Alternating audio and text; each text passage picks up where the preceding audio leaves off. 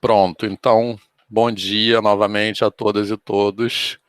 É um grande prazer estar com vocês, mesmo remotamente, né, hoje de manhã, e para realizar o exame de projeto de pesquisa de tese de doutorado da Eri Lúcia Santos Silva, que está aqui.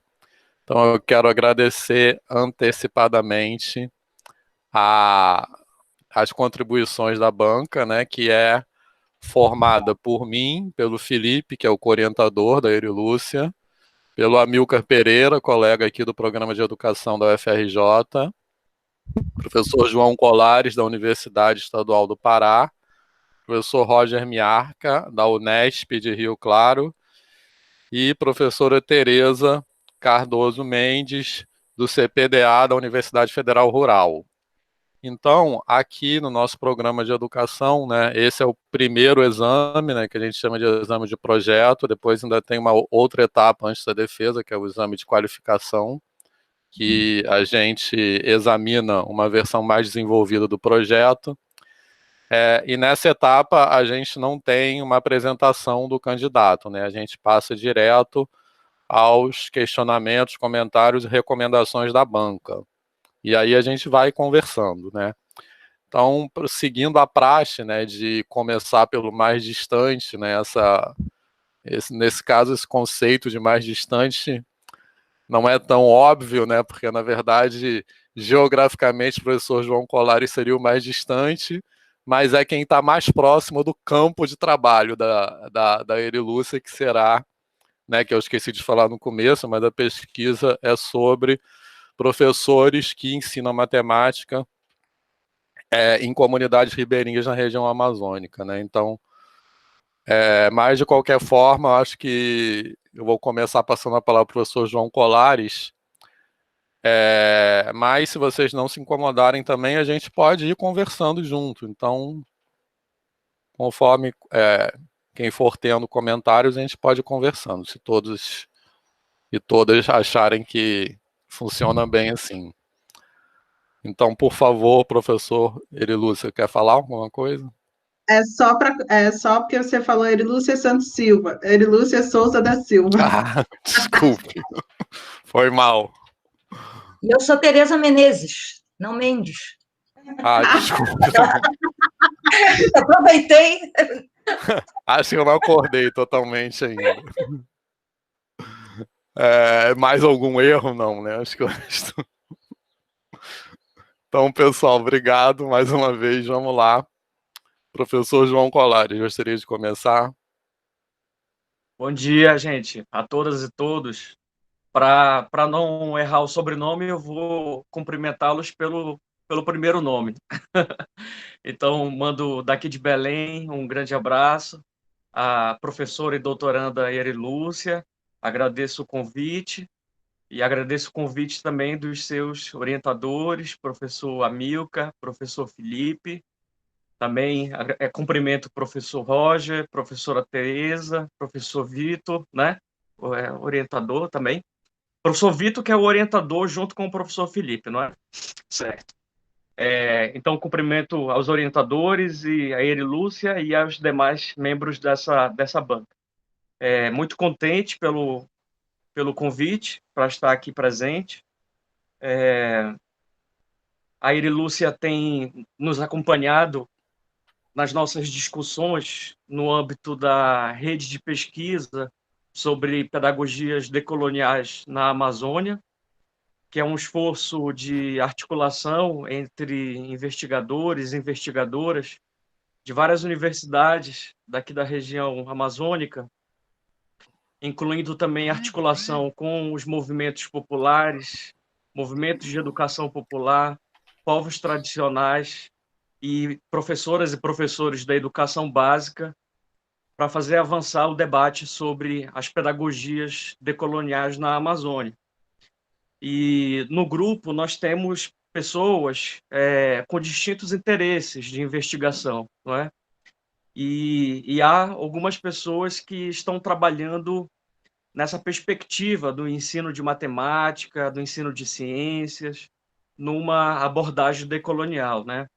Então, a Irilúcia tem contribuído muito para os nossos debates, e certamente a tese dela, não é, que vai ganhar corpo cada vez mais a partir de agora, vai ser uma contribuição muito importante para os estudos educacionais, para os estudos no campo da educação matemática e para os estudos no campo das pedagogias decoloniais na Amazônia, né? Então, começo ressaltando a importância da temática e eu recebi o texto em PDF e fui fazendo a leitura e marcando e inserindo alguns adesivos e comentários aqui ao lado, tá? Eu vou fazer a leitura dos comentários que eu considerar mais relevantes, para não tomar muito tempo. E, imediatamente, assim que encerrar a banca, eu encaminho para a Erilúcia e para os orientadores o arquivo com as minhas observações. Bom, então eu começo, mais uma vez, falando da importância desse projeto para a constituição desse campo de estudos, não é? Em torno do que vocês chamam de matemática problematizada com uma potente ação decolonial, né? Capaz de questionar a matemática estabelecida, bem como ajudar a refletir sobre conhecimentos matemáticos advindos de diversos contextos e práticas históricas e sociais de produção do conhecimento, em particular na Amazônia. Eu penso que a autora, né, a doutoranda, ela já traz um foco de investigação que apresenta um ineditismo que é requerido para uma tese de doutoramento, não é? Eu vou fazer uma sugestão mais adiante para que esse... Eu estou sem fone, então vocês estão escutando o barulho da rua também, tá? Desculpem. Vou fazer algumas sugestões mais adiante para que esse ineditismo ele possa ficar um pouco mais evidente em termos de delimitação do objeto e de diálogo com outros estudos similares no campo do ensino de matemática em perspectiva decolonial, mas eu vou seguindo aqui a ordem do texto. Então, começo falando da importância da temática, e ao fazer a leitura do texto, fui vendo que existiam 3 grandes eixos de debate, né, no trabalho. Um deles em torno da educação matemática, né, nessa perspectiva crítica, problematizadora, emancipadora, decolonial, não é? E uma sugestão que eu já faço aqui, Erilúcia, que eu fiz há pouco, é que eu considero que seria muito importante, e isso é de praxe, na verdade, né, na construção das nossas dissertações e teses, um diálogo com a produção acadêmica já existente em torno daquele objeto, do conhecimento, não é? Então, por exemplo, você está se propondo a fazer uma tese sobre esse tema. O que já existe de produção na pós-graduação, por exemplo, em termos de mestrado e doutorado, abordando essa temática? Ou que não seja exatamente igual, porque o seu trabalho se propõe a ser uma contribuição inédita, mas relacionado a esse campo do conhecimento, não é? Educação matemática numa perspectiva decolonial, por exemplo. O que existe de produção teórica, né? Produção na pós-graduação? Sugiro que você faça esse levantamento e, ao cotejar essas produções, você demonstre qual é o diferencial do seu estudo em relação a esses outros trabalhos já existentes. Certamente você não vai encontrar muita produção, porque esses trabalhos são muito recentes. De todo modo, é um procedimento metodológico importante fazer o estado do conhecimento, não é? Ou estado da arte, enfim, como se queira chamar. Então, essa é uma primeira sugestão que eu faço para o seu trabalho. vejo que um outro campo do conhecimento com o qual você dialoga é o que você está chamando aqui de educação ribeirinha na Amazônia, né? E essa educação ribeirinha, na tradição dos estudos pedagógicos, ela se insere no que a gente chama de educação do campo no Brasil, né? E aqui na Amazônia, particularmente, a gente chama de educação do campo, das águas e da floresta. Porque também, para que a ideia, digamos, um tanto quanto homogeneizada de campo, ela não deixe por invisibilizar a educação que se dá no contexto das águas e das florestas aqui na nossa região amazônica. Então, uma outra sugestão que eu faço do ponto de vista do aprofundamento teórico, da discussão que você faz com autores dos campos teóricos onde se insere a sua pesquisa, seria aprofundar o diálogo com os autores e autoras desse campo da educação, do campo das águas e da floresta. E não só com autores... Só um minutinho, eu vou ter que tirar o cachorro daqui do quarto. Bancas remotas, né? Tem essas coisas.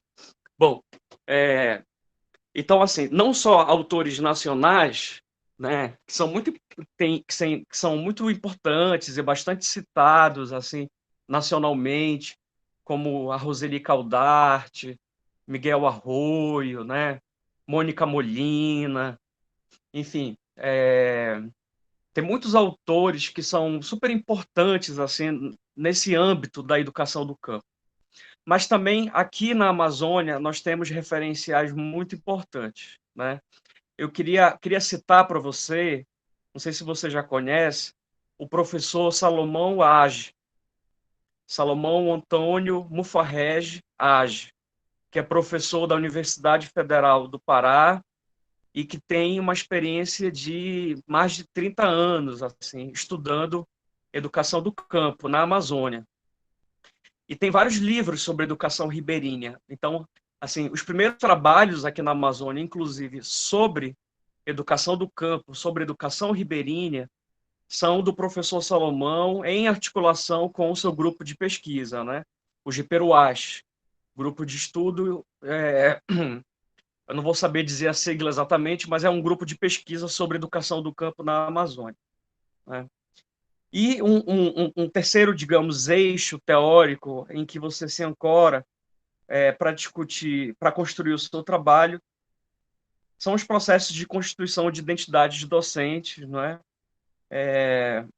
E aí eu vi que você já traz um referencial que eu comecei indicando aqui, ao chegar na página 26, e quando eu chego lá para o finalzinho, você já incorpora.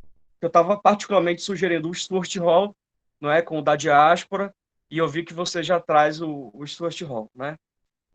Agora, como você se ancora na perspectiva decolonial, tem alguns trabalhos também muito interessantes fazendo essa articulação entre decolonialidade e estudos sobre identidade.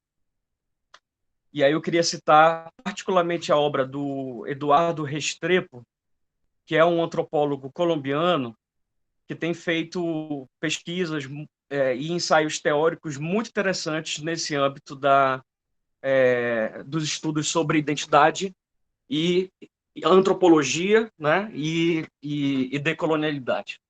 Agora eu expulsei o segundo cachorro. Bom, então essas são algumas indicações teóricas assim, para no comecinho do texto. Sobre a autora, né, o item 1.1, eu queria destacar a importância desse tópico, que evidencia a inserção da pesquisadora no campo de estudo, não é? A sua experiência como docente e como formadora de professoras e professores. Numa tradição mais positivista de produção do conhecimento, se costuma reclamar, não é? dessa presença do sujeito na constituição do seu trabalho. Em um trabalho que se propõe a ser decolonial, no entanto, não tem qualquer sentido esse questionamento. Então, ao contrário, eu estou aqui querendo valorizar a sua inserção, não é? A sua narrativa e a sua experiência para a construção da sua tese de doutorado.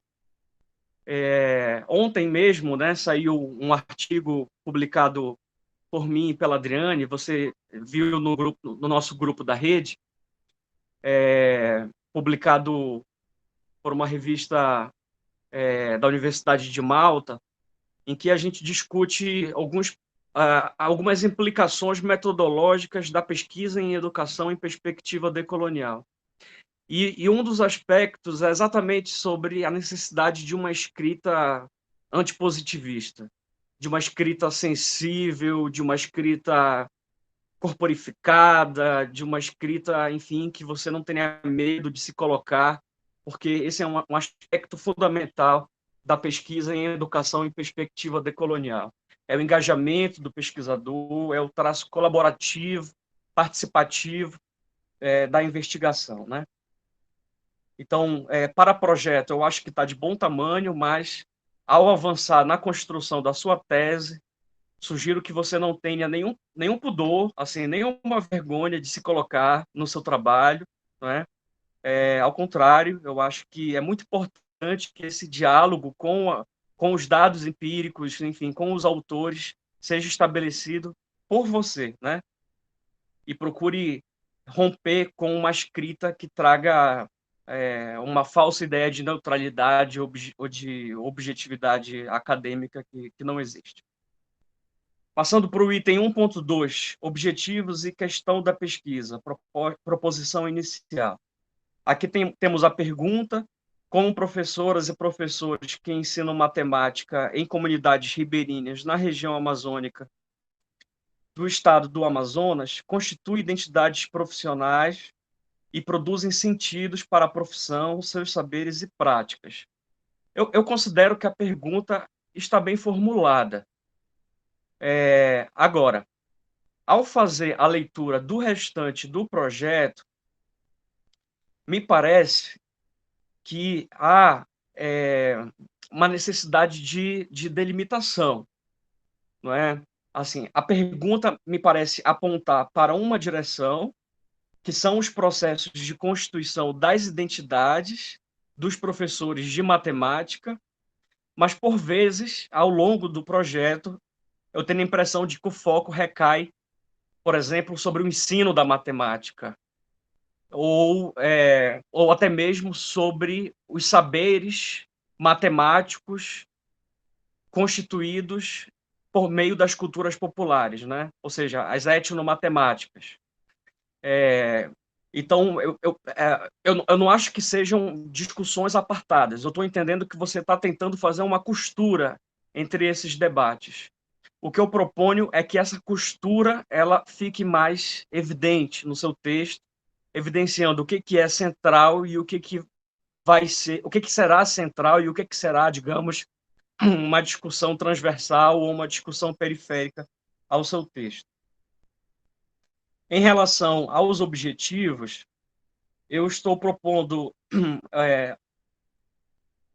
mudanças em 2 objetivos. No primeiro, você diz assim: observar saberes e práticas docentes de professoras e professores que ensinam matemática em comunidades ribeirinhas do Amazonas, né? Me parece um pouco estranho o verbo observar junto com o que vem depois, né? Observar saberes. Observar práticas nem tanto, mas observar saberes me parece um pouco raro, assim. Então, eu queria propor que você faça a leitura de alguns materiais que nós temos trabalhado no nosso programa de pós-graduação em educação da UEPA, que também há 15 anos ou mais tem trabalhado com uma metodologia que nós chamamos de cartografia de saberes.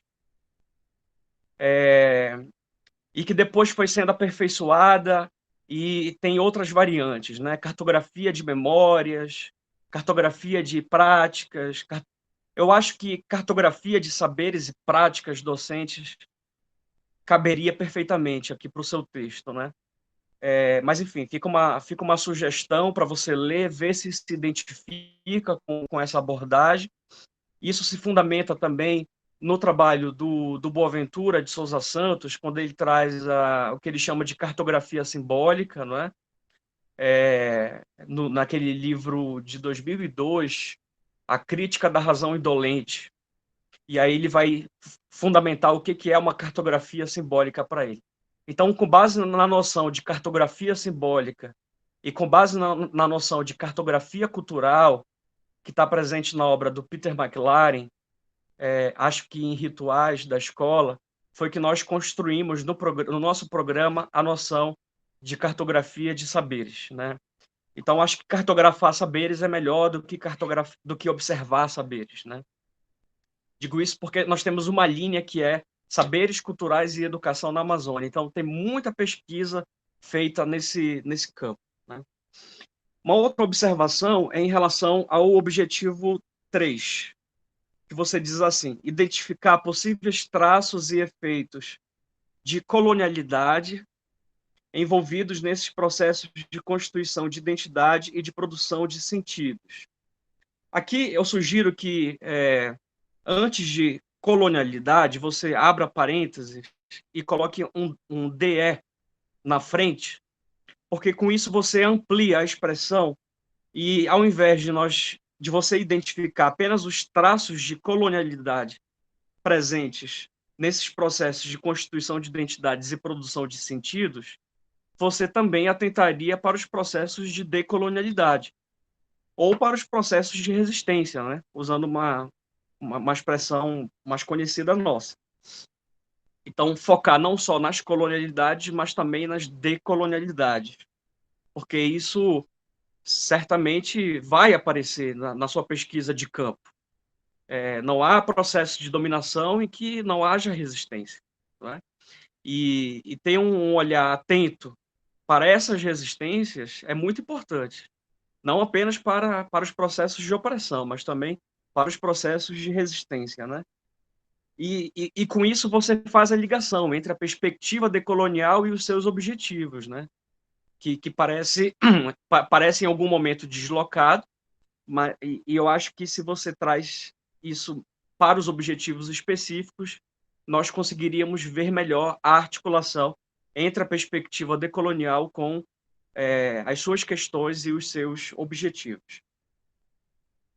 Passando para a metodologia, que é o item 2 do seu projeto, eu queria fazer uma reflexão na linha desse texto que eu compartilhei ontem com vocês lá no grupo, que o giro epistemológico decolonial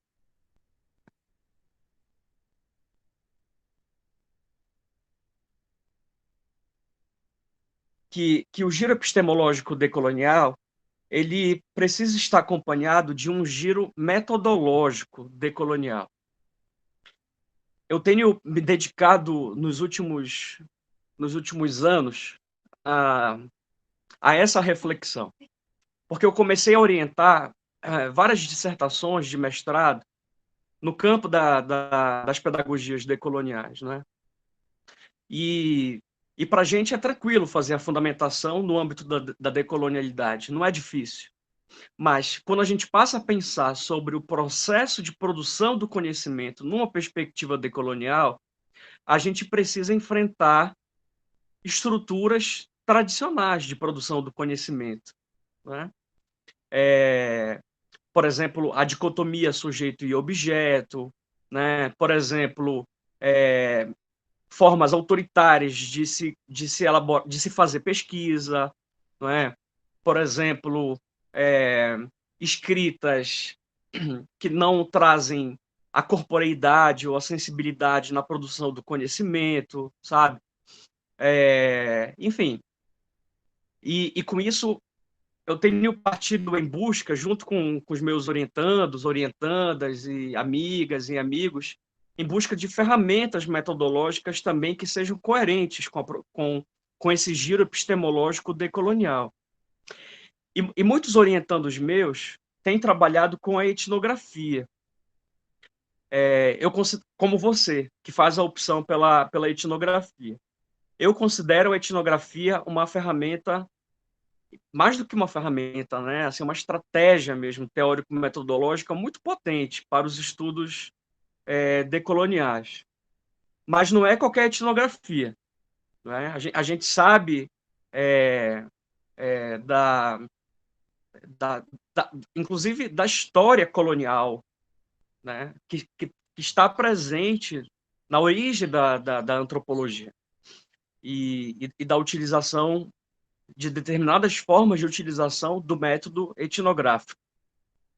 Então, eu sugeriria que você incorporasse aqui algumas autoras e autores que têm feito na América Latina e no Brasil um debate muito importante em torno dessas etnografias decoloniais. Eu vou recomendar para você, particularmente, a obra do Patrício Guerreiro Arias, né, em um livro chamado Coraçonar, já passa uma indicação completa, em que ele faz uma discussão muito interessante sobre o que significa para ele uma antropologia comprometida com a vida, que é uma antropologia que propõe a superar as colonialidades do ser, do saber, do poder, da natureza, né? E ele propõe essa etnografia decolonial, né? Faz uma crítica às etnografias de base funcionalista e propõe uma etnografia decolonial, né? Então tem toda uma fundamentação teórica e metodológica bastante interessante. É um livro assim que tem umas 500 páginas e vale muito a pena ler cada página desse livro. Então eu trouxe 2 parágrafos de um texto, desse texto recente, em que eu dialogo um pouco com a produção do Patrício. Consideramos, né, porque o texto é escrito a 4 mãos, por mim e pela Adriane, consideramos que nas pesquisas em educação, a etnografia é uma importante estratégia metodológica para o estudo das sabedorias, memórias, ancestralidades e experiências de vida das camadas populares, né? E você que se propõe a estudar sentidos, identidades, acho que é acertado o caminho pela etnografia. Concordamos com Arias, que é o Patrício Guerreiro Arias, quando diz que, apesar da herança colonial que está na origem da antropologia, hoje essa ciência apresenta um grande potencial descolonizador, que pode contribuir para a luta contra a razão colonial dominante. Arias propõe uma etnografia decolonial, e em seu estudo, além de oferecer uma ampla discussão teórica sobre o que chama de antropologia comprometida com a vida, sintetizada na expressão coraçonar, né? Com Z em espanhol, né? Coraçonar, ele transforma um substantivo em verbo, também oferece um interessante referencial metodológico para a realização de etnografias decoloniais que bem podem ser utilizadas por pesquisadoras e pesquisadores da educação. Ao remeter o leitor e a leitora à obra do próprio Arias, queremos apenas destacar aqui uma das características da etnografia decolonial, que é a colaboração, a necessidade de se construir conhecimento com as pessoas e não sobre as pessoas, né? É necessário, portanto, vou abrir aspas e fazer uma leitura com tradução literal, com tradução livre para o português. Está disposto a colaborar com as pessoas. Essa é uma das melhores maneiras de ganhar a confiança das pessoas, né?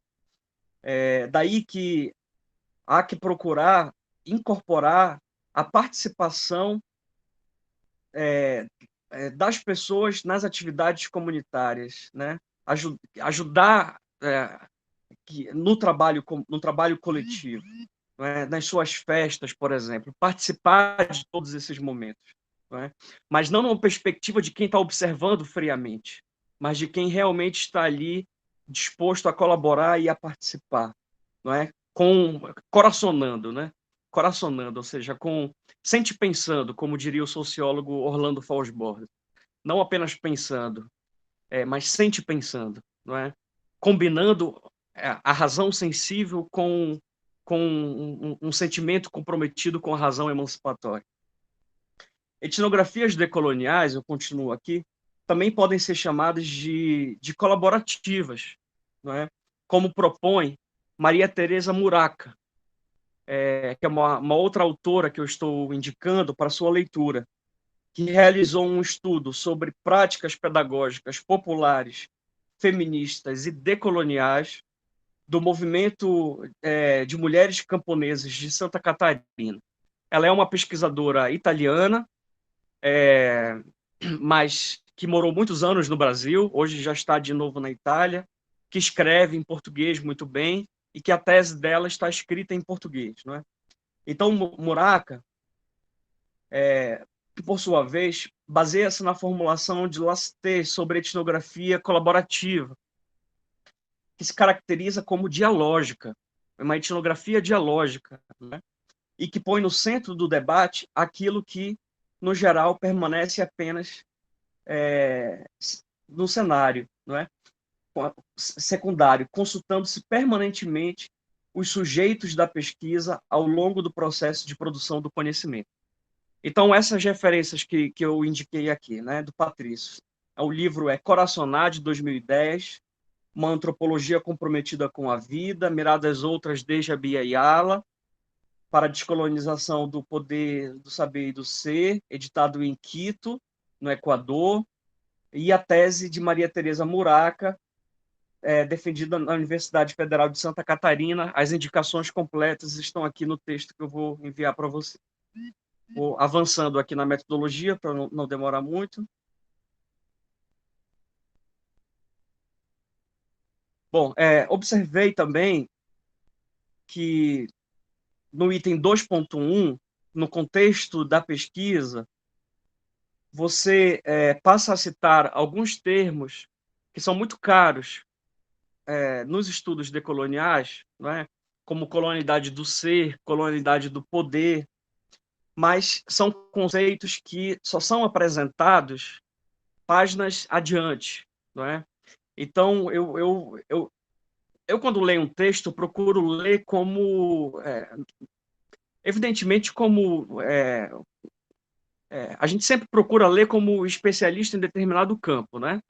Mas eu também procuro ter a preocupação de ler como uma pessoa que está chegando agora e que não tem conhecimento dos conceitos que são manejados pela pesquisadora ou pelo pesquisador. Então, o próprio conceito de colonialidade, que está presente lá no seu objetivo, ou outros conceitos da rede modernidade e colonialidade, eles não são óbvios. Eles são conceitos que precisam ser apresentados, não é? E se isso demora muito para ser feito, pode ser que o leitor ou a leitora não compreenda a construção do seu raciocínio. Então, eu digo aqui que não é óbvio, não é, o significado de colonialidade do saber, de colonialidade do ser, de colonialidade do poder. Portanto, o que eu sugiro é ou uma antecipação da explicação, por exemplo, por meio de notas de rodapé, ou que você diga, assim, que também em nota de rodapé, que esses conceitos serão explicados mais adiante, sabe? Remetendo o leitor para as páginas seguintes e indicando para ele que ele não está sozinho nessa leitura, que ele vai ser informado sobre o que significam esses conceitos, né? O meu estilo de escrita, eu procuro citar um conceito e já explicar. Eu não costumo deixar isso para depois. Porque acho que depois você pode aprofundar, mas eu acho sempre de bom tom, ao citar um conceito, já dizer o que ele se trata, ainda que seja brevemente. Uma outra coisa, Erilúcia, vejo que ao você fazer a discussão sobre a Amazônia e os povos da Amazônia, você precisaria dizer que, além da herança indígena e portuguesa, né, e europeia, há também uma herança africana muito, muito forte, né? Por exemplo, o estado do Pará, que é onde eu estou, é o segundo estado do Brasil com mais comunidades quilombolas de todo esse país, não é? Só perde para a Bahia. E está muito coladinho com o Maranhão, assim. Também porque a presença negra no Pará, reconheço que a presença negra no Pará foi muito mais forte do que no Amazonas. Mas também no Amazonas a presença negra ela é forte, né? Então tem um momento que você constrói, você procura assim caracterizar os caboclos da Amazônia, né? E aí você traz essa herança indígena e do conquistador europeu, mas acho que você precisaria trazer também essa herança africana ao traçar esse perfil da cabocla ou do caboclo da Amazônia. E aí você pode trabalhar com algumas referências clássicas assim da antropologia amazônica, né? Como, por exemplo, Vicente Salles. A obra do Vicente Salles é muito importante, né? Lembrei também aqui, entre os antropólogos da Amazônia, inclusive nem está aqui no texto, nesse que eu vou mandar, você escreve aí, Lúcia, que eu esqueci de colocar aqui, Vicente Salles. Estou lembrando aqui também do Napoleão Figueiredo, que é um autor fundamental para os estudos africanistas na Amazônia. Estou lembrando aqui da Anaísa Vergulino, né, que são também pesquisadores, fundadores do Laboratório de Antropologia Napoleão Figueiredo, daqui da Universidade Federal do Pará, né? Entre uma geração antes desses, antes do Vicente Salles, antes do Napoleão Figueiredo, da Anaísa Virgulino, nós temos um autor chamado Charles Wegley, né, que é um dos pioneiros na construção da antropologia, do que ele chamava de antropologia do homem amazônico, né? Então tem um trabalho dele que é muito conhecido, acho que hoje não tanto assim, mas que é um trabalho que, pelo menos entre os antropólogos da Amazônia, é bastante conhecido, que é chamado Uma Comunidade Amazônica, né? Um estudo sobre Itá. Itá é um nome fictício para a cidade de Gurupá, né?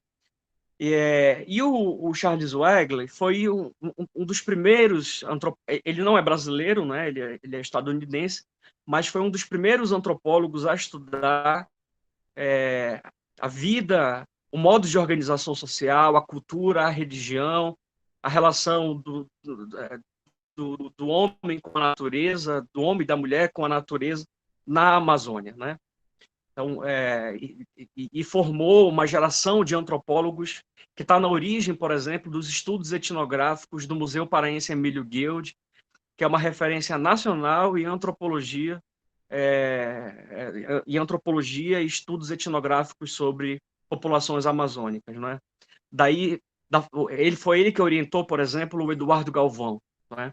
Outro grande antropólogo da Amazônia, que estudou profundamente entre os indígenas a realidade dos Tembé Teneterrara e entre os caboclos da Amazônia, estudou particularmente a religião, né? Em um estudo chamado Santos e Visages, né?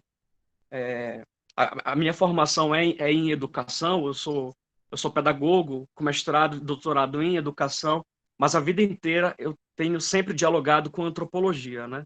E fiz iniciação científica em antropologia lá no Museu Guild, então lembro de ter passado 2 anos assim internado dentro daquela biblioteca maravilhosa do Museu Emílio Guild, que tem os maiores clássicos da antropologia da Amazônia, e ali foi quando eu comecei a descobrir essas leituras. Também, para o aprofundamento sobre a categoria caboclo, que é uma categoria bastante, como é que eu posso dizer? Não é uma categoria inocente, é uma categoria que precisa ser problematizada. Eu recomendo aqui a produção de uma antropóloga chamada Débora Lima Aires, que fez um estudo fantástico sobre quem é o caboclo da Amazônia, e mostrando que essa é uma categoria que, embora seja uma categoria nativa, ela é uma categoria utilizada para se reportar ao outro como sujeito subalterno. É muito comum que, entre nós, estudiosos, a gente utilize de uma maneira mais positiva a expressão. Mas, para os homens e as mulheres da Amazônia, para as classes populares da Amazônia, o caboclo, caboclo ou caboclo, como nós falamos, porque caboclo a gente só escreve nos textos, porque o que a gente fala mesmo é caboclo. Os caboclos são sempre os outros. E isso o Charles Wegley já mostra nesse livro do início dos anos 50, quando ele chega lá em Itá, quando ele chega em Gurupá, né? Então, por exemplo, você vem aqui, você pergunta para alguém em São Paulo, quem é o caboclo? Esse alguém de São Paulo vai dizer, caboclo é o homem da Amazônia. Aí você chega aqui em Belém e pergunta para alguém lá, para alguém daqui do centro da cidade, quem é o caboclo? Bom, o caboclo está ali no Ver-o-Peso, que é onde estão as classes populares. Você pergunta lá no Ver-o-Peso se aquela pessoa é cabocla ou caboclo, e ela vai dizer que não, o caboclo está ali do outro lado da Bahia, do Rio. É o ribeirinho. E se você pergunta para o ribeirinho se ele é caboclo, ele vai dizer que não, o caboclo é o índio. Né? Então, não é uma categoria de assunção identitária que traga orgulho, é uma categoria meio depreciativa. Então, embora ela seja amplamente utilizada na antropologia, também no âmbito da antropologia ela tem sido problematizada. E eu acho que em um estudo como o seu, que traz essa categoria como uma das mais importantes e que dialoga com a etnografia, seria importante você aprofundar o diálogo com a antropologia da Amazônia, certo? Então, essas são algumas indicações teóricas que eu estou fazendo para o aprofundamento conceitual do seu trabalho. Vamos lá, vamos avançar aqui. Bom, no item 2.1.2, a educação ribeirinha. Veja só, você está falando a educação ribeirinha e não a escola ribeirinha. Portanto, a educação é um conceito mais lato, né? Mais ampliado. E você diz assim, não se tem, no final do primeiro parágrafo, não se tem relato de escolas nesse período, no período colonial, uma vez que o objetivo era somente explorar as riquezas da região. Você tem razão, né? Mas eu digo aqui, em um estudo numa perspectiva decolonial, precisa ir além das instituições moderno-coloniais. Não havia escolas para ribeirinhos e ribeirinhas, mas havia educação ribeirinha. Né? Havia pedagogias das lutas e das culturas dos povos da Amazônia. Né? E, como você sabe, exatamente o que nós temos trabalhado no âmbito da rede de pesquisa sobre pedagogias decoloniais, né? Identificando saberes e práticas ligadas às culturas e aos modos de vida das populações da Amazônia. Então, da mesma forma, nós podemos dizer que há saberes e práticas ligados à matemática, à educação matemática, também muito antes da formalização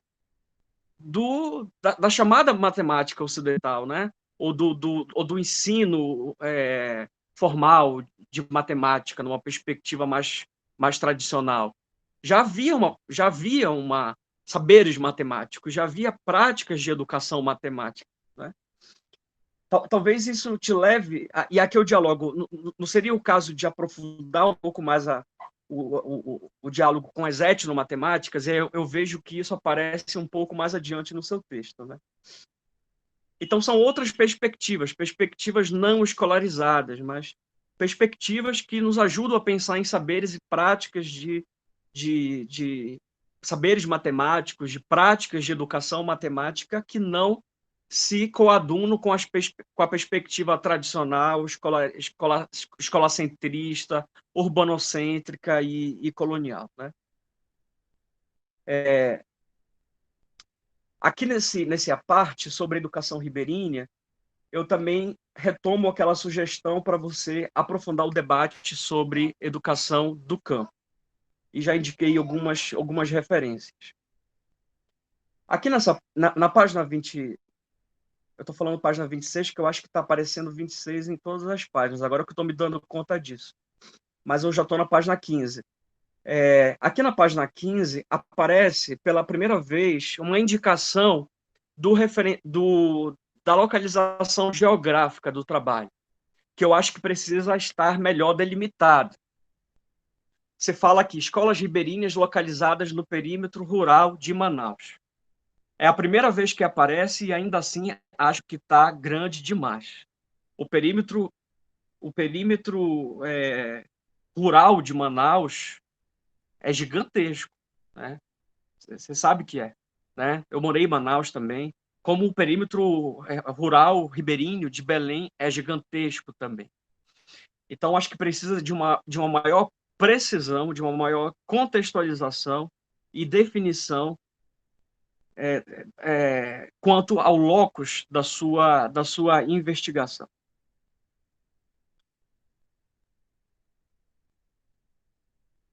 Bom, isso eu já falei, o que estava aqui adiante. Vou continuar falando um pouco mais sobre o locus, porque lá no finalzinho,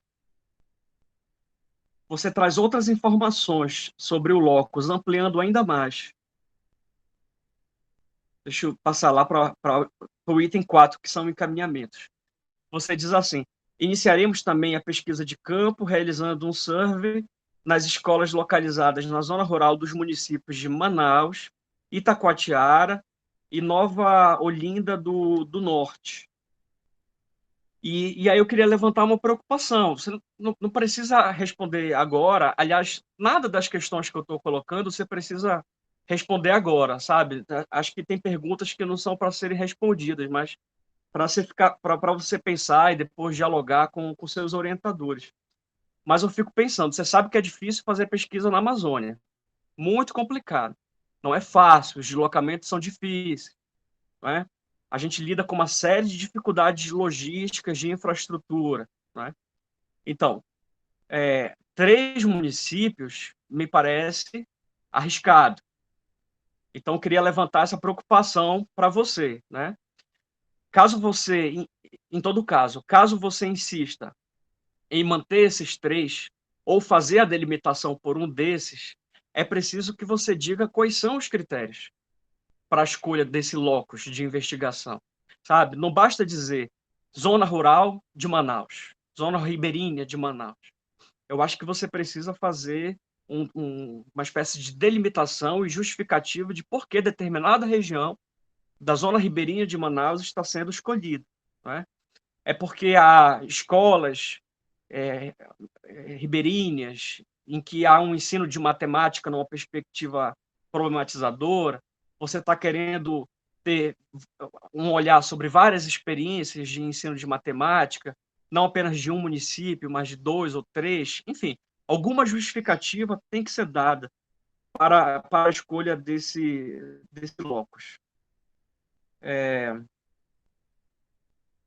Deixa eu ver se que eu passei para o finalzinho e acabei pulando algumas partes, mas acho que eu já estou basicamente finalizando. Estou aqui no quadro teórico, né? Estou bastante satisfeito com o que está escrito aqui, evidentemente com as sugestões de acréscimo que eu fiz anteriormente, né? De aprofundamento do diálogo com a antropologia, com a etnografia e com a educação do campo.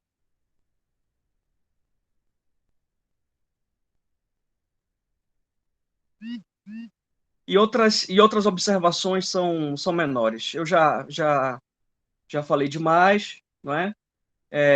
Então, espero, assim, Erilúcia, orientadores, que minhas observações tenham sido úteis. O que você considerar que é útil, você abraça. O que considerar que é inútil, você joga fora. É assim mesmo, não tem problema. Cada um tem uma leitura, né? E aí a gente vai fazendo a nossa leitura e nem sempre o que a gente observa é, de fato, o que o pesquisador quis dizer.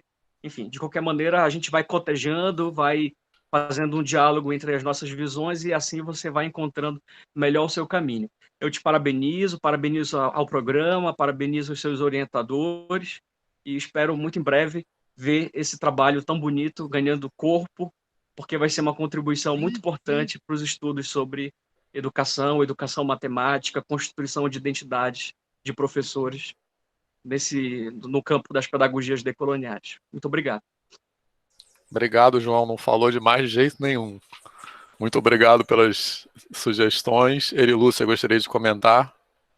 Eu gostaria de agradecer mais uma vez. Eu acho que comentar a gente, né, faz no final. Muito obrigada pelas contribuições, com certeza todas foram e serão muito importantes para a reflexão, seja aceitar ou não, mas para a reflexão sim, todas. Muito obrigada, João.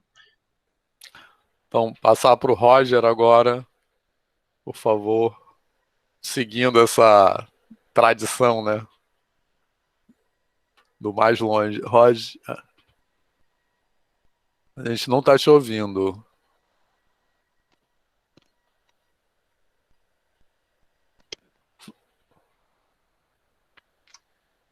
Não me... Ainda não.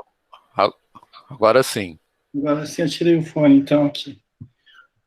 Bom, gostaria de cumprimentar a todos os membros aqui da banca, agradecer o convite, agradecer o Vitor, Felipe, Eri Lúcia, por nós podermos montar, né, compor esse... Também é um grupo de trabalho, mais do que um momento de avaliação, onde nós discutimos em torno de uma materialidade, junto a uma materialidade, é isso que faz especial uma banca, né? Acho que todo mundo acaba aprendendo muito.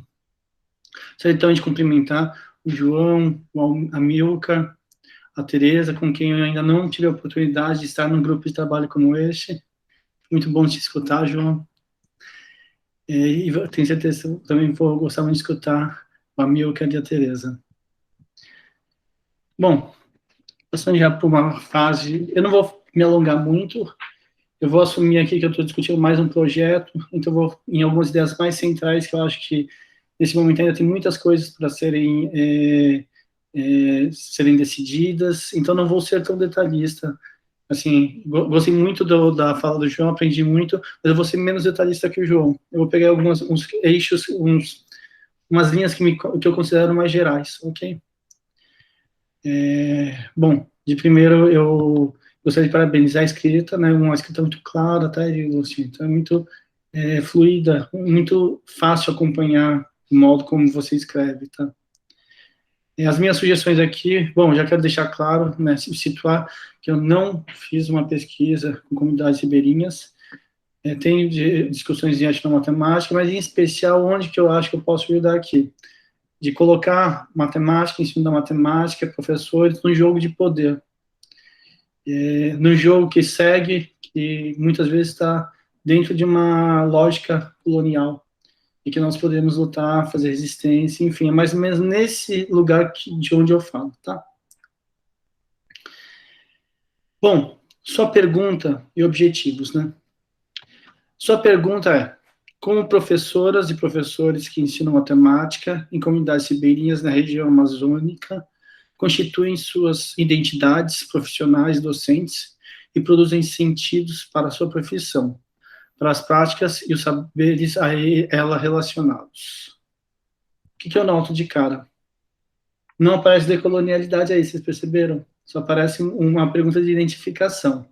Então, de cara, já me parece que você começou com uma pergunta e depois você pensou assim, não, eu acho que posso fazer mais do que isso.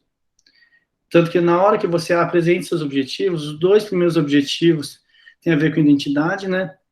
Um, observar saberes e práticas. Dois, investigar as experiências de sujeitos no contexto formal de formação.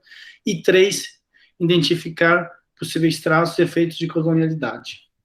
Ok? Sintetizando. Fica claro que seu projeto, ele migrou. Só que ele ainda não está articulando, ao meu ver, bem essa questão da identidade com a questão da decolonialidade. Eu acho que esse que é o ponto mais importante para ser trabalhado, e eu vou falar por quê. Primeiro, porque do modo como está, você tenta identificar essas questões, esses modos identitários. E olha, é bem possível que esses elementos que você identifique estão mais a serviço de um projeto colonial do que elementos de resistência e luta. As condições de trabalho de professores e professoras em escolas ribeirinhas não são condições, são condições bastante adversas. E é bem possível que apareçam mais elementos de busca por melhores condições de trabalho, melhores condições apoiadas numa referência de escola que não é uma escola situada do que algo que talvez pudesse falar de elementos que pudessem dizer da decolonialidade, elementos de luta contra uma lógica que aí está. Bem, esse é meu grande perigo do seu projeto, que as questões de decolonialidade só fiquem por conta dos pesquisadores, que do modo como está, você identifica e depois você analisa a partir de um referencial teórico. O que pode cair num problema pior ainda, que é aquele de o próprio pesquisador se tornar um colonizador com conhecimento.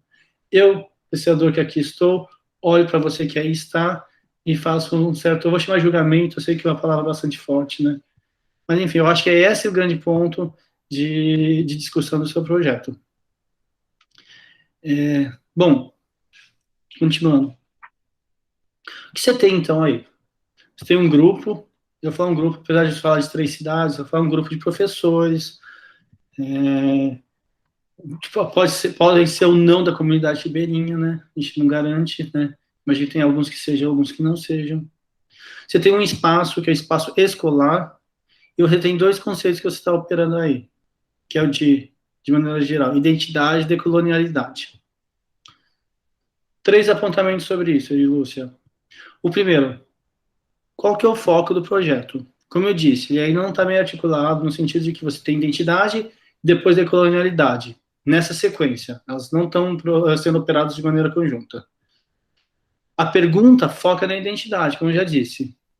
Mas o tom do projeto, pode ser até uma coisa mais de entender a força do seu projeto, eu acho que a força do projeto está na decolonialidade. Por quê? Porque a identidade, muitas vezes, ela está mais a serviço de uma lógica colonial do que num exercício de luta e resistência. Então, eu apostaria em algo que produzisse mais junto à decolonialidade do que tentasse perceber ou identificar elementos identitários ali, tá? Segundo ponto, você traz a identidade com o rol, e olha, pode ser algo, eu não consigo ver identidade e decolonialidade andando muito bem juntas, tudo bem? Tem que ser muito, muito cuidadoso ao trabalhar com esses conceitos. Como eu disse, é bem possível que os professores e professoras que atuam nessas comunidades ajam mais como soldados de um projeto colonial em defesa de uma certa escola que não é escola para aquele lugar, mas uma escola ideal posta por outros elementos em uma lógica colonial, do que efetivamente apresentando elementos de luta e resistência. Não que eles não existam. Toda força tem um movimento de resistência e luta.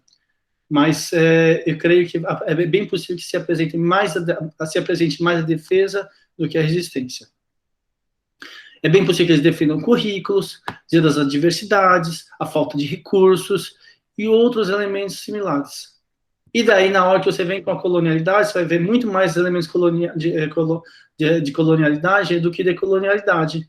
E daí fica tudo por conta do pesquisador. E daí o pesquisador se torna um colonizador sem perceber. E esse é o grande perigo aí do projeto. Uma sugestão. Mas é claro, eu vou fazer só essa sugestão, porque eu sei que o Felipe e o Vitor, eles já têm leitura, já operaram com esse tipo de coisa. Ao invés de pensar em identidade e decolonialidade, que tal pensar em produção de subjetividades ao invés de identidade? Porque você tem sujeitos sendo produzidos em meio de uma teia de uma relação de poder, de relações de poderes. Daí, sabe, ao invés de você fixar o que esses professores creem que querem, o que eles são, dizem eles não são. Eles são sujeitos que estão se produzindo. E ao invés de você trazer a decolonialidade no momento posterior, você trabalha com a decolonialidade, colonialidade, discutindo a todo momento, esgarçando esses sujeitos, os modos como eles se entendem como sujeitos, professores e professoras. Para mim, decolonialidade é sempre resistência e luta. Não é uma questão de desfazer.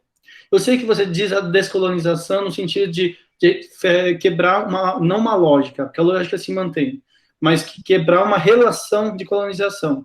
Mas eu acho que ainda a decolonização tem algo a mais, não tem o S, que é a questão que você não desfaz, você produz outra coisa. A colonialidade está aí, está posta, essa lógica está posta e nós operamos com ela. Os nossos exercícios são sempre de luta e de resistência. Como produzir exercício de decolonialidade em uma lógica extremamente colonial, né? E acho que esse é o grande desafio. Só que não se faz isso dos pesquisadores que aqui estão olhando para os grupos que ali estão, né? Eu acho que isso tem que ser juntos, feito de maneira conjunta. E aí eu chego na metodologia que você sugere. Você sugere etnografia, certo? Primeiro ponto, e eu achei que o João também já falou um pouco sobre isso. A etnografia que você sugere no seu projeto é uma etnografia da primeira metade do século XIX. Século XX, né? Primeira metade do século XX. Com Malinowski e com Marcel Mauss. Não podemos ser inocentes. Primeiro, essa época, a antropologia, ela era um projeto colonial. É um projeto colonizador. A etnografia, ela é feita, ela acontece a antropologia, depois da sua institucionalização, vamos supor, 1870, a gente entende mais ou menos a institucionalização da antropologia, ela busca estudar um passado vivo de uma sociedade que se entende mais evoluída, no primeiro momento, e no segundo momento, quando a gente tem as duas grandes guerras, qual que é a proposta dela? Estudar alguns grupos que ainda não se renderam a um ou outro bloco da Guerra Fria, para poder, de alguma maneira, estar do lado capitalista. Isso tem vários artigos que se chamam do projeto Camelot. Por isso que houve tanto incentivo à antropologia estadunidense, na primeira metade do século XX. Então, é um projeto colonial, e a etnografia ali, ela é um projeto colonial. Então, tomar um certo cuidado, que se você assume esses elementos etnográficos, essa antologia etnográfica, você está assumindo também uma lógica que ampara ela. Então, ok, eu entendo que a etnografia ela surge com Malinowski, que a etnografia um certo modo de etnografia, mas ela vai para frente. Tanto que, em vários momentos do seu projeto, você separa sujeito e objeto. Eu não acho que isso daí é o melhor modo de operar para discutir ou para exercitar a decolonialidade. E aí eu vou fazer uma outra sugestão, eu vou usar o mesmo nome, mas talvez não as mesmas referências que o João. Ao invés de pensar numa etnografia em que você vá lá, observe, identifique e depois opere com referência à decolonialidade, por que não assumir uma cartografia? Uma cartografia no sentido que você não está lá para identificar formas, mas para acompanhar projetos de objetivação. Como esses professores se tornam sujeitos em meio a essas relações de poder. E aí o pesquisador deixa de ser um pesquisador observador, mas um pesquisador participante, que pode não ele identificar o que ele entende como decolonialidade e colonialidade, mas inserir elementos de discussão para juntos produzir, junto com os professores e professoras, exercícios de decolonialidade, não impostos, mas problematizados em conjunto, né? E aí a etnografia só não seria uma presença participante, em que inevitavelmente acaba produzindo efeitos, mas uma presença que se assume participante, né?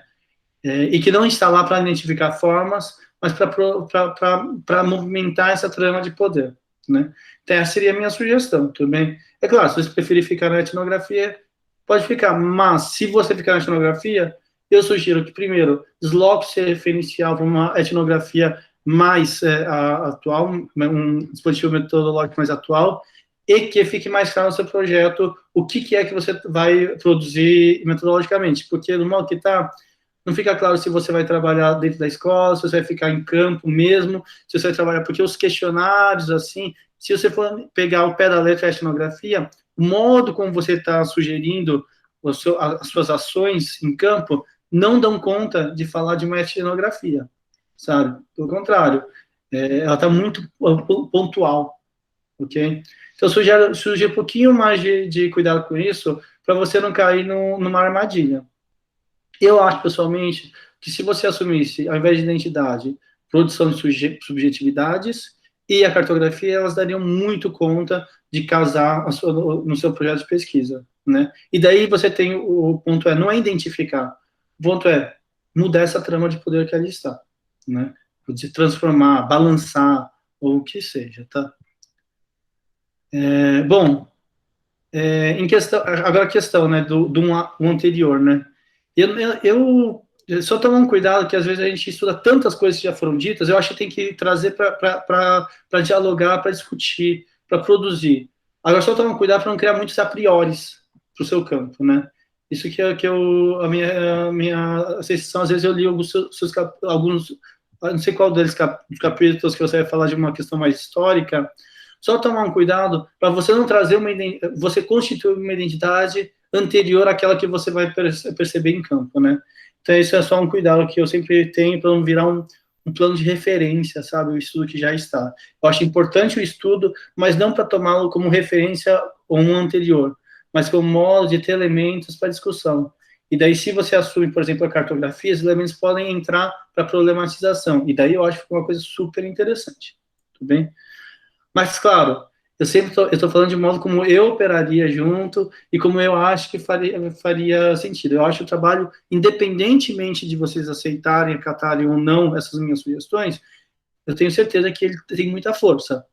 O cuidado é esse. Cuidado para que o pesquisador não se torne um soldado de uma lógica colonial sem que ele perceba. Tudo bem? Só isso que eu digo.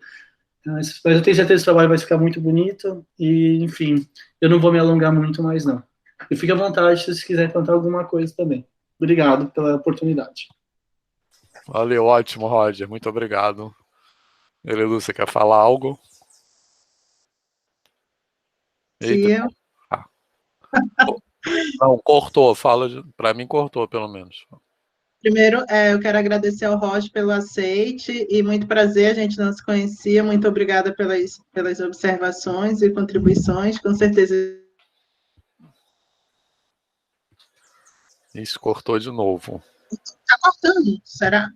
Tá, para mim tá, pelo menos, a sua fala tá cortando agora. Está cortando para todo mundo? Sim. Melhorou acho que... agora? Sim. Melhorou? Uhum. Então, quero agradecer o Roger mais uma vez, pelas contribuições. Com certeza, eu, Vitor e Felipe, a gente vai conversar sobre, não só de você, mas do professor João, da Tereza e do professor Amilcar.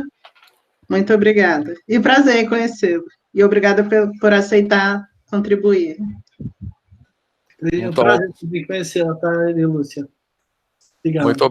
Muito obrigado, Roger. Obviamente, vou deixar também para falar no final, mas já só adiantando um ponto que está na sua fala e na do João, uma coisa sobre a qual acho que a gente tem que pensar com cuidado nesse trabalho é justamente o lugar dessa categoria de identidade.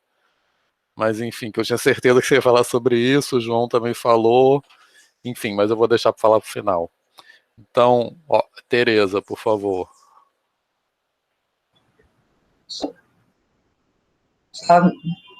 localizar aqui meu texto.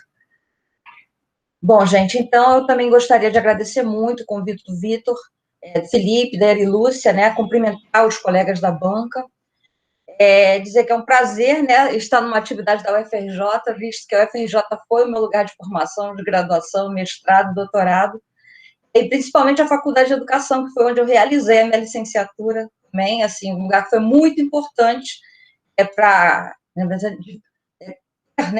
conseguir ter as ferramentas, né, para desempenhar o meu ofício de professora. Acho que foi passado pela Faculdade de Educação fez muita diferença, né, na minha carreira. Então, é muito bom, de alguma maneira, estar de volta, né, tentando contribuir com os colegas daí da Faculdade de Educação também.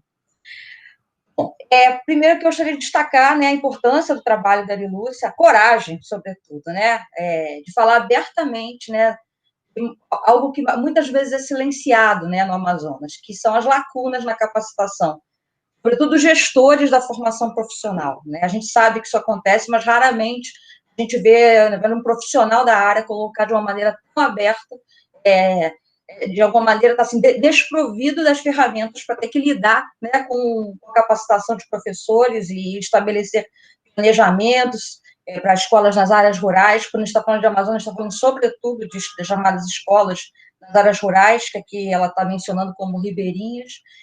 É um objeto extremamente espinhoso, e talvez a minha fala vai um pouco para o caráter político do trabalho dela, né?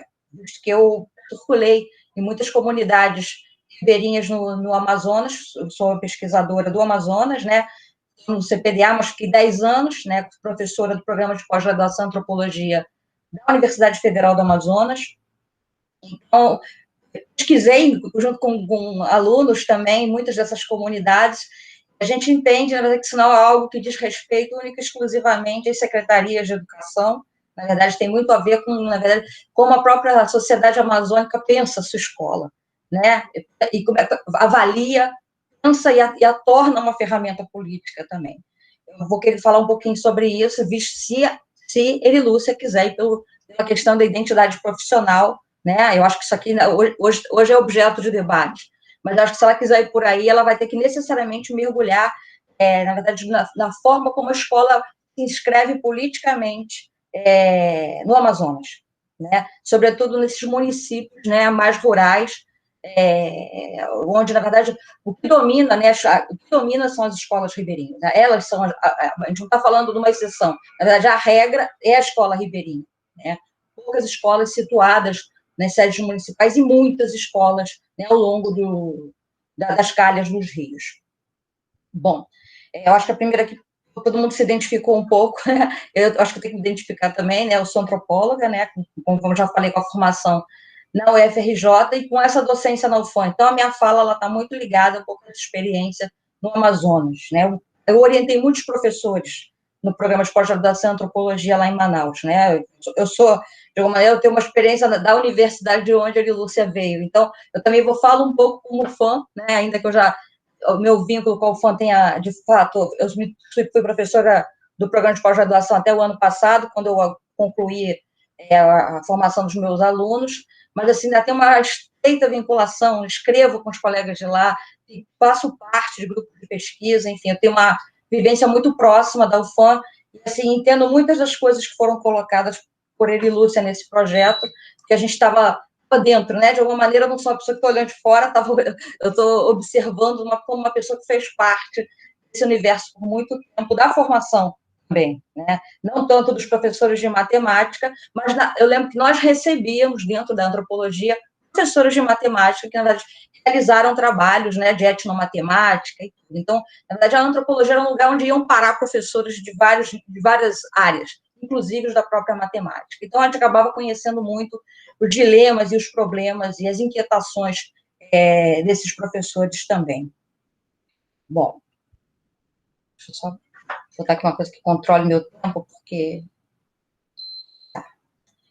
Então, eu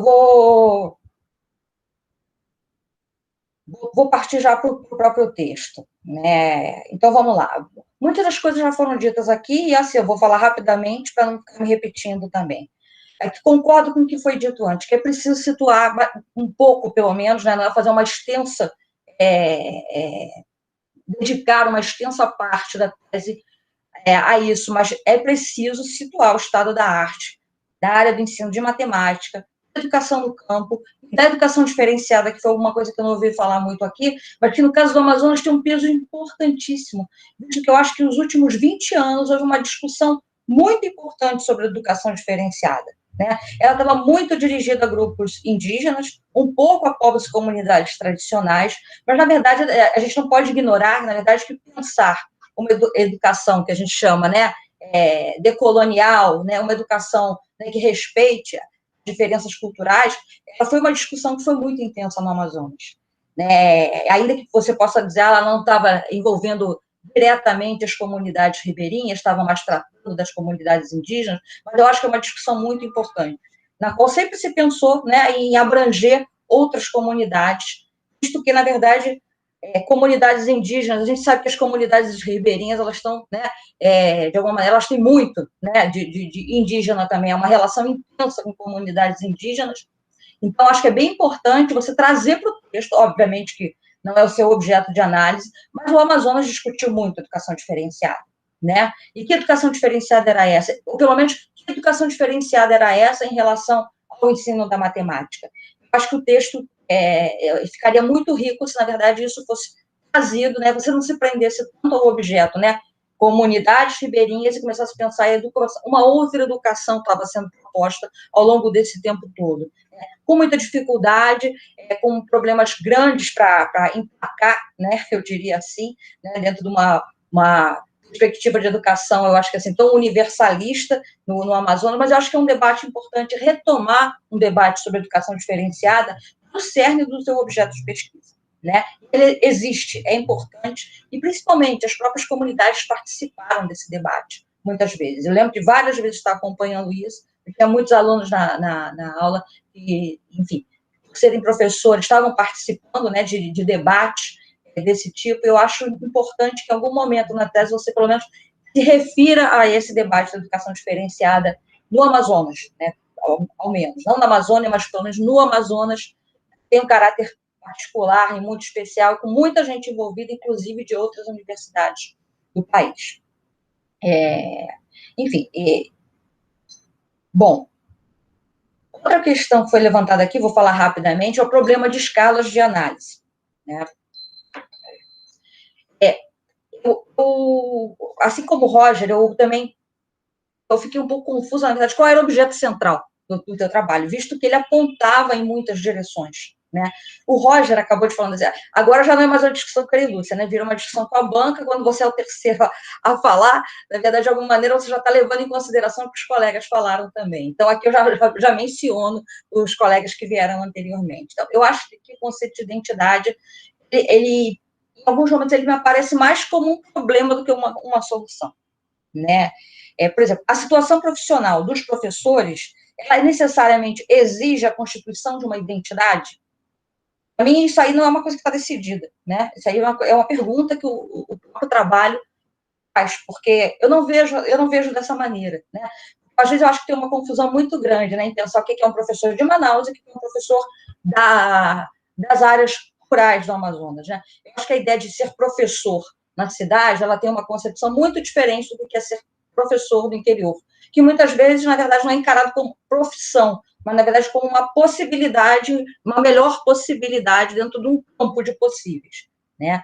Muitas pessoas foram professores durante um momento, mudaram de profissão, então tem muito a ver com esse, né, num universo rural, né, onde paira o desemprego, né, não necessariamente você tem professores com a formação que deveria ter. Então, eu acho que é muito importante levar em consideração que ser professor é uma possibilidade, não é uma profissão que você encarna para o resto da vida, né? Então, acho que é bem importante pensar essas diferenças entre rural e urbano também, quando a gente está relacionando, né, quando está falando da categoria professor.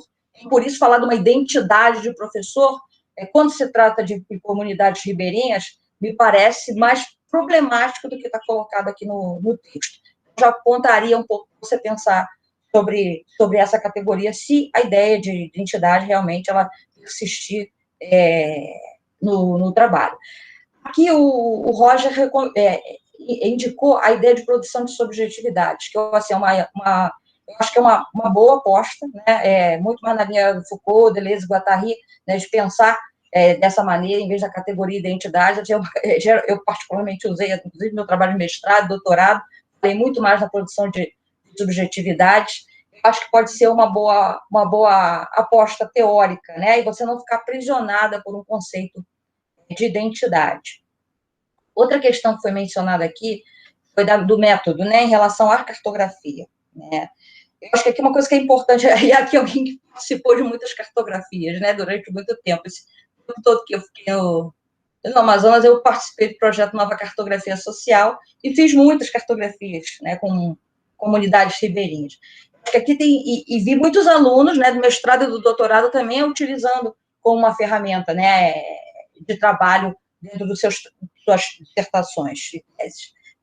Aqui é um perigo, né? A cartografia ela não pode ser uma ferramenta, né, para desculpar etnografias precárias. A gente tem muito cuidado, não estou dizendo que é isso que o Roger falou, nem que ele e Lúcia poderia fazer. Mas foi o que eu vi acontecendo de fato, né? O aluno dizia, não posso fazer uma etnografia porque eu não tenho tempo, ou porque não tenho condição de fazer, eu vou fazer uma cartografia. E muitas vezes isso se convertia numa espécie de etnografia extremamente precária, né? Onde eu chego lá, faço oficinas com os grupos e dou por resolvido, né, a coleta de dados do meu trabalho.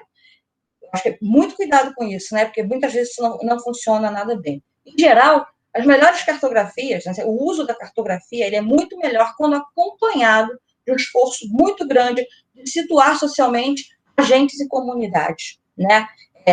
Eu não estou dizendo para fazer uma etnografia, mas pelo menos uma sociologia, né, no caso dessas comunidades, é muito importante se um método cartográfico for utilizado. Uma cartografia descolada, né, de situar socialmente, né, agentes e a própria comunidade, ela geralmente não funciona muito bem. Eu acho que aí você tem que pensar metodologicamente a melhor maneira de abordar, né? E aí eu vou aproveitar e tocar num outro assunto, vou lá para baixo, metodológico, visto que está ligado a isso. Assim como os dois colegas que me precederam, eu fiquei muito espantada quando você aponta o Malinowski também, né? A gente sabe que criou o cânone do trabalho de campo, né? Mas hoje ele é considerado um autor colonialista, né? Especialmente depois da publicação do diário de campo dele, né? Onde, na verdade, todo o teor racista, colonialista, explícito, assim, sem vergonha nenhuma, né? Obviamente que não era um trabalho para ter sido publicado, mas depois que veio à tona, então, o Malinowski ficou um autor, assim, né, visto com muita desconfiança. Mas eu acho que também é muito importante mencionar que, desde a década de 80, a antropologia já vem fazendo uma crítica muito importante a esse modelo da etnografia funcionalista, né, já encara como um símbolo, né, de uma antropologia colonialista. Desde então, né, já vem, através do que se chamou, termos ruins, né, uma abordagem pós-moderna ou pós-colonial, tentando repensar o que deveria ser etnografia, né, pensando a etnografia a partir do seu caráter dialógico e polifônico. Então, eu acho que, se você for fazer uma aposta na etnografia, né, é interessante você usar a ideia de survey, né, que é um termo que acabou sendo muito cunhado na antropologia pelo Malinowski, né? Veio daí, né? O survey é essa pesquisa exploratória, né? Ela aparece na literatura muito por via do Malinowski. Então, eu te pediria extremo cuidado, porque não dá para você fazer um trabalho decolonial, né? Se embasando no Malinowski, o mais colonial dos autores, né? Ou pelo menos que acabou com essa pecha colada nele, né? Depois da publicação do diário. Então, a gente tem muita coisa importante produzida depois, né? Um material crítico extremamente importante e propondo outras formas de etnografia recentemente. Já foi colocado aqui, não vale a pena ficar colocando, visto que já foi recomendado uma bibliografia muito boa, né, pelos colegas que me precederam. Mas eu indico aqui só um texto, né, que eu acho que é bem interessante, né, já dentro dessa proposta que você está colocando no trabalho, né. É um texto da Jane Favre-Sadar, que se chama Ser Afetado, né, propondo uma outra forma de etnografia, né? Eu acho que é um texto bem interessante para você ver como é que é fazer essa etnografia, né? Tem a tal distância sujeito-objeto, né? Eu sou pesquisador, ele o nativo, né? E propondo, na verdade, uma pesquisa, uma etnografia, na verdade, de um envolvimento, né? Muito, como o colega falou, né? Do coraçonar, né? Esse trabalho também vai nessa direção, né? Do ser afetado. Esse é um artigo que está na revista de antropologia da USP, né, acho que é de 90, se eu não me engano, mas vale a pena você dar uma olhada assim, como uma proposta, né, de etnografia, que, na verdade, ela casa muito bem com o que foi dito anteriormente pelos meus colegas, indo muito na linha do que foi colocado por eles. Mais uma questão aqui, sobre a área de pesquisa, né, eu fiquei muito espantada com a questão da área de pesquisa, né, porque eu não entendi, você fala escolas rurais de Manaus, o survey, né? Escolas rurais de Manaus, Itacoatiara e Nova Olinda do Norte, que seriam me pareceu que são os focos da sua pesquisa empírica, né? Bom, essas áreas já começam com um problema, porque elas meio que fazem parte na área metropolitana de Manaus, né? Então, assim, a gente pode colocar entre 1000 parênteses o caráter, né, ribeirinho e rural deles, né? Muita gente não seria, né? Eu sei que né? Porque, na verdade, você sair um pouquinho de Manaus, você já está na área rural. Mas é para a gente pensar que, do ponto de vista administrativo, elas nem sequer são tidas como áreas tão rurais assim. Né? Essa é uma primeira questão, então, explicar melhor. Segundo, é uma área gigantesca, na verdade, deve ter dezenas de comunidades aí, eu acho que você precisa situar melhor o que você, de fato, vai explicar. Né? Cada município no Amazonas é um país, né? Então, é muito importante, quando você vai falar que é escolas rurais de Manaus, Itacoatiara e Nova Olinda, eu fico, ai, meu Deus, como ela vai fazer isso? Né? Eu acho que é muito importante situar qual vai ser o seu foco. Né? Senão, a pesquisa fica impraticável, impossível de você fazer.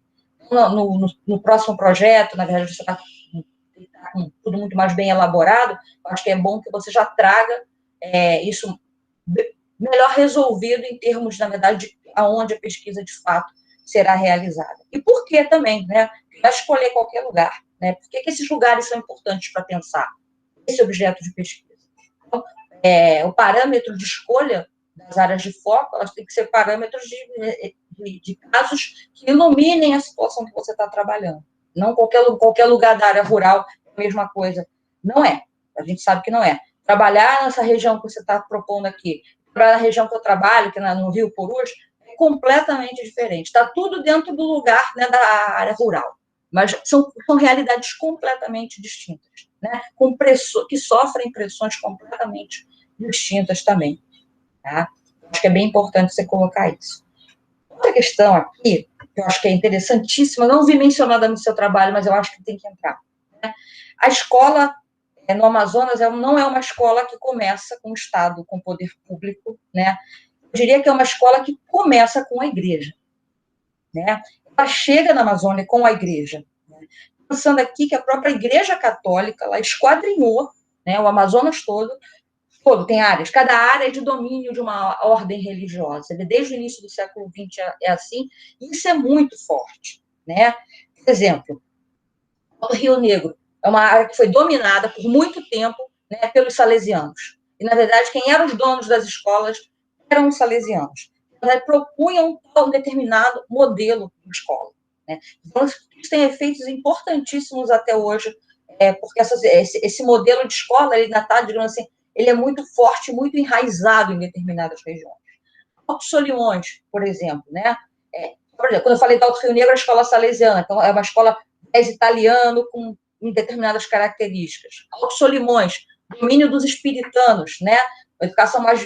Uma ordem francesa que tinha toda uma ideia de educação muito voltada para o que é educação na França.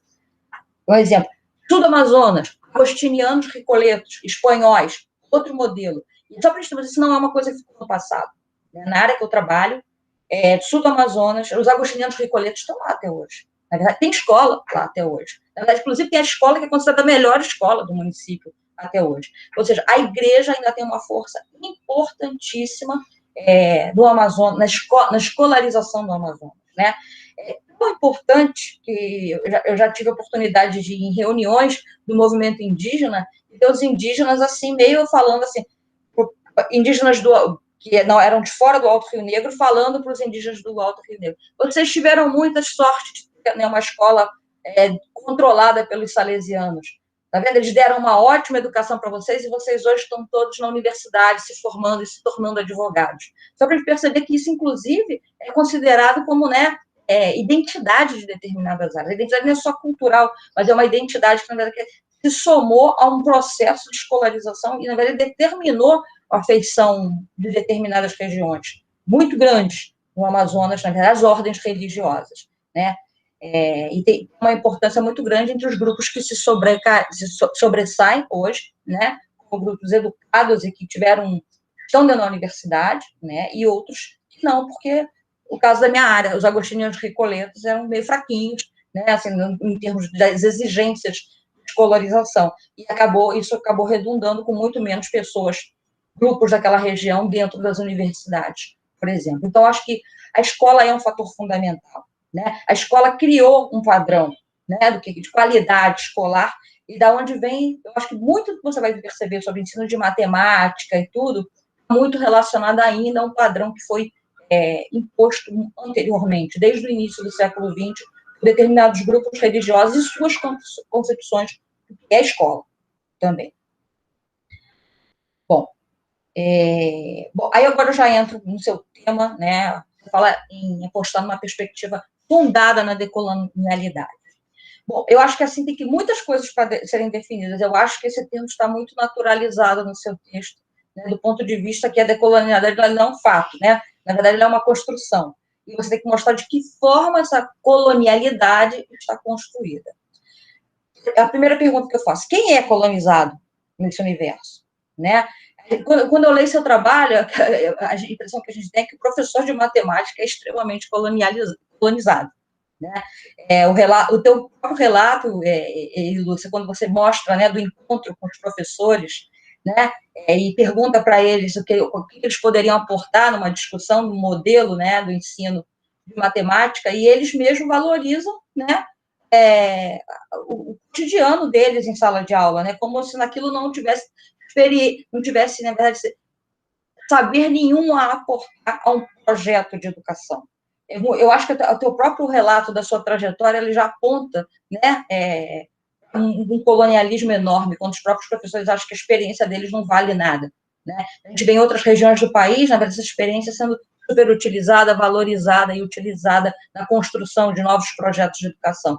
E na sua indagação com os professores, lá parece que não é a mesma coisa. Bom, uma outra...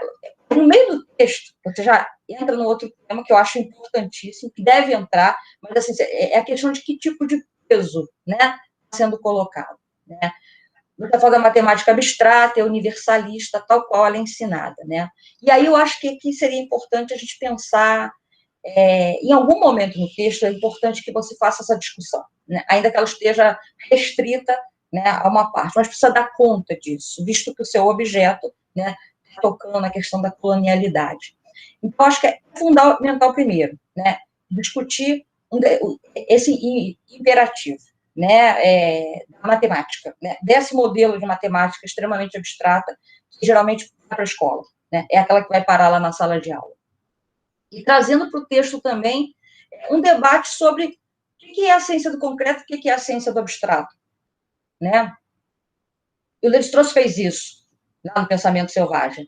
Eu acho que é uma discussão que é pertinente no seu trabalho, visto que, na verdade, essas pessoas, qualquer pessoa que esteve em comunidades ribeirinhas no Amazonas, sabe que a gente está diante, né, de um saber que ele é tão incomensurável do ponto de vista de um domínio do meio ambiente, de um domínio sobre espaço, né, mas a gente não vê isso de alguma maneira transformado em pesquisa, né? Ou vê muito pouco transformado em pesquisa no Amazonas. Em outras áreas do país a gente vê, né, como é que essa ciência do concreto ela está sendo traduzida, levada para a escola e na verdade sendo uma ferramenta importante.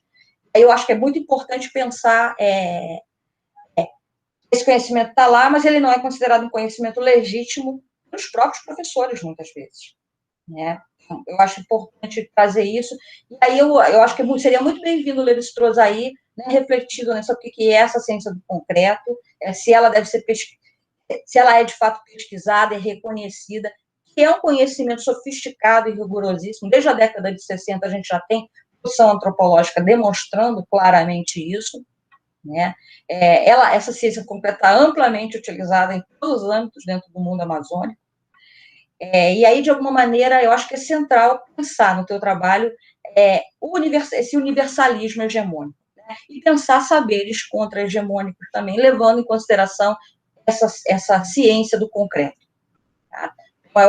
Você já faz essa discussão no seu trabalho, né? Mas eu acho que ela merece um aporte antropológico, né? E aí eu mencionaria o Lévi-Strauss, porque é uma produção importante, muito reconhecida, inclusive que traz, né, dentro da sua reflexão, o próprio material amazônico também. Tá? Vamos lá. Bom, outra questão aqui, eu acho que eu não vi no texto, né, e eu não estou falando nada que você precisa pesquisar, são coisas que já foram produzidas, mas que merecem vir para o texto. É pensar que colonialidade é essa, né?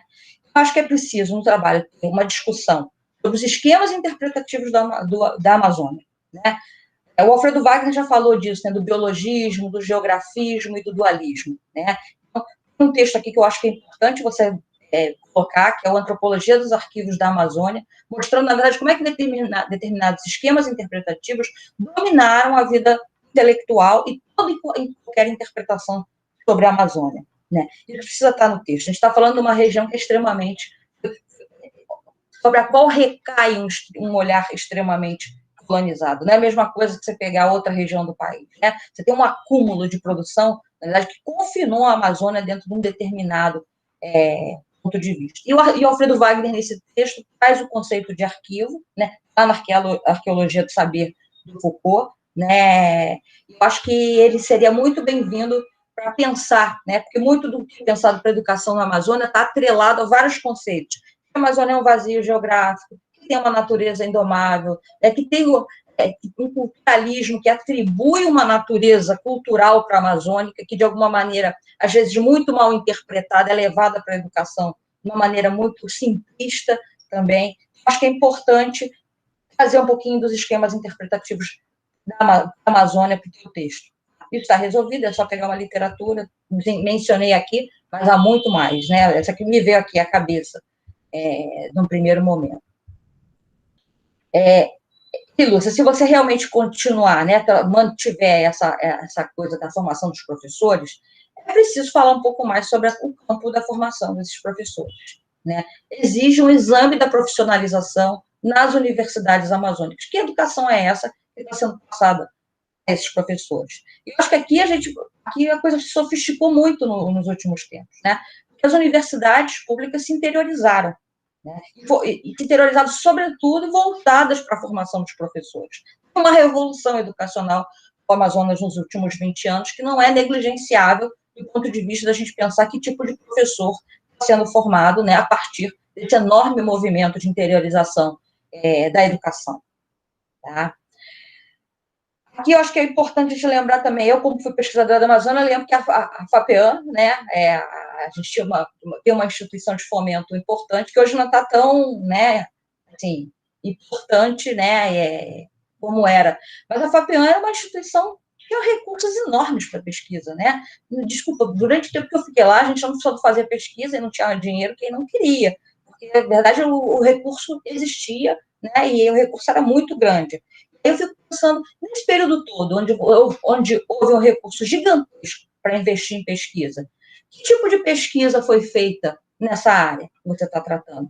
Acho que um levantamento, na verdade, sobre os projetos de pesquisa que foram feitos nessa área de educação, sobretudo na área que você está tratando, seria muito bem-vindo no texto para a gente entender se houve, né, um impulso por parte dos próprios professores, dentro das universidades, de pesquisar novas metodologias de educação, sobretudo na questão da matemática.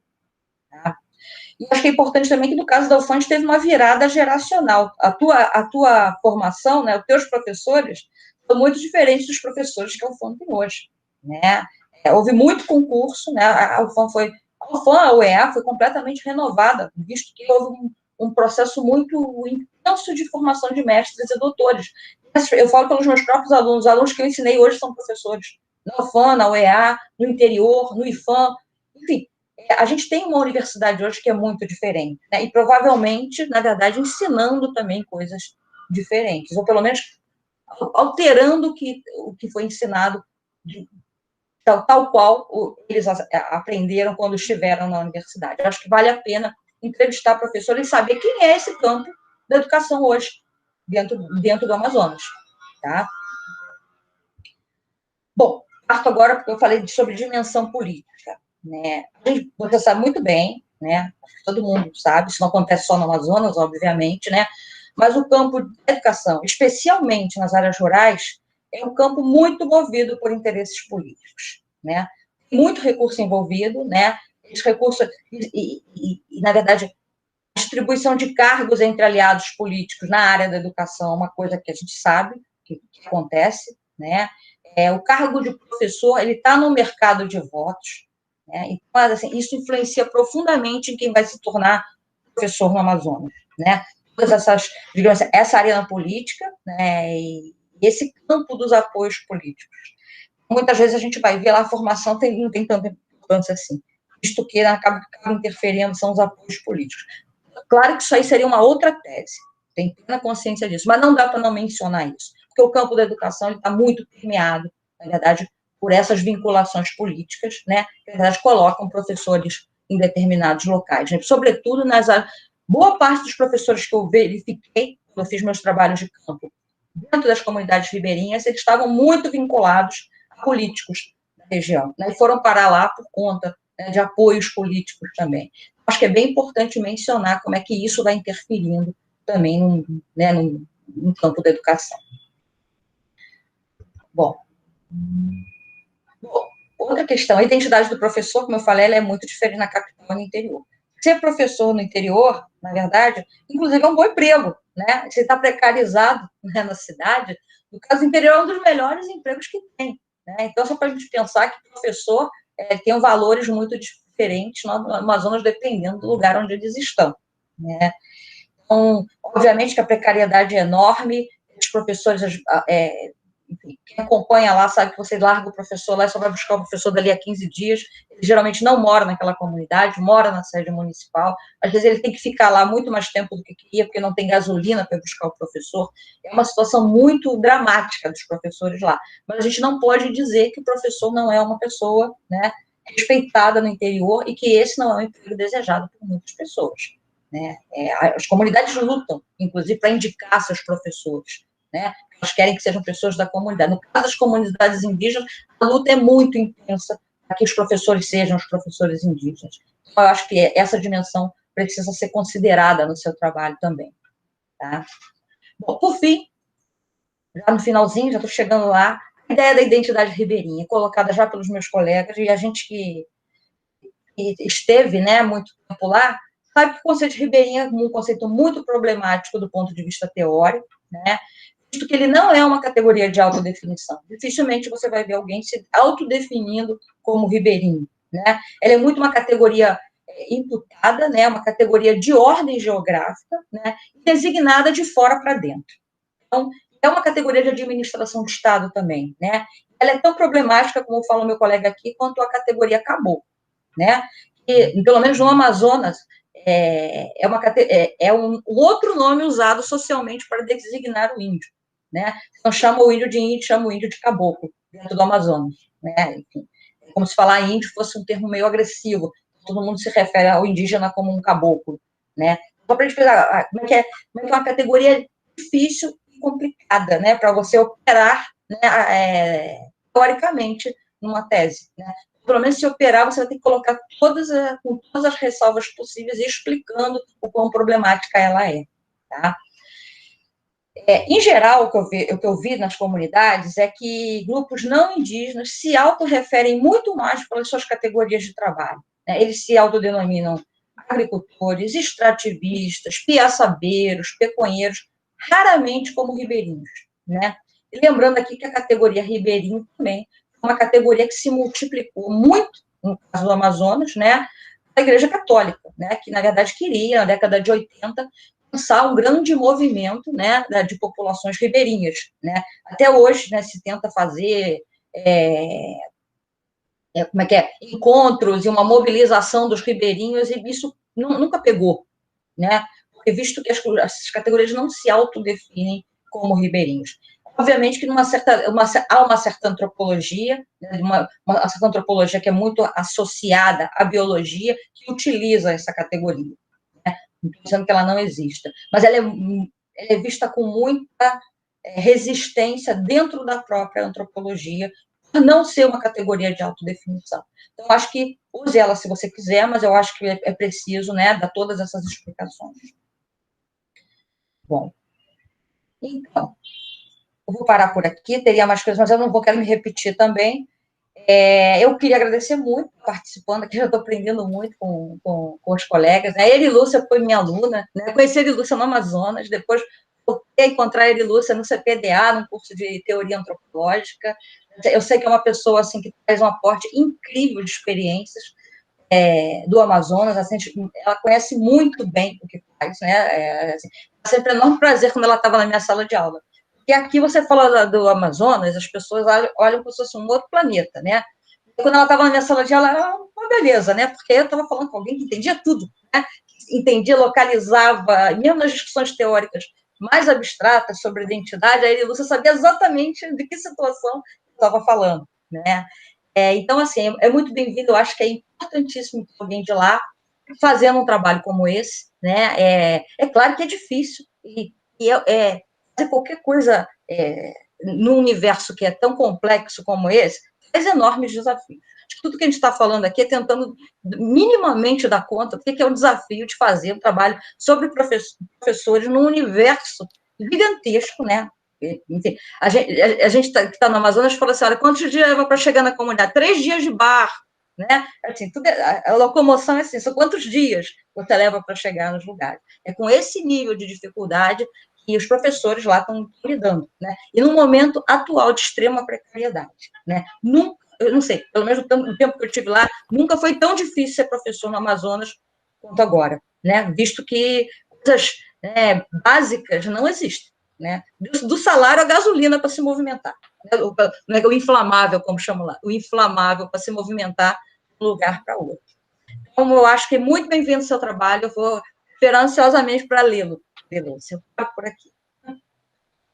Muito obrigado, Tereza. É muito bem-vindo, em particular, na UFRJ, né? Assim, é muito bem recebido esse trabalho aqui. Só um parêntese muito rápido. A gente, bom, algumas coisas já estão na nossa agenda, né? A questão do estado da arte, enfim. E, em particular, esse mapeamento da formação de professores que você mencionou. Mas eu acho que, no caso, bom, até tá gravando, mas eu vou falar assim mesmo, no caso particular da UFAM, essa renovação geracional vai nos surpreender um pouco, porque eu acho que ela impactou muito pouco na forma, no caso da formação de professores de matemática. Houve, sem dúvida, uma renovação geracional, mas os paradigmas, e aí tem muito a ver com a colonialidade, com essa discussão toda da universalização do conhecimento, da abstração, enfim,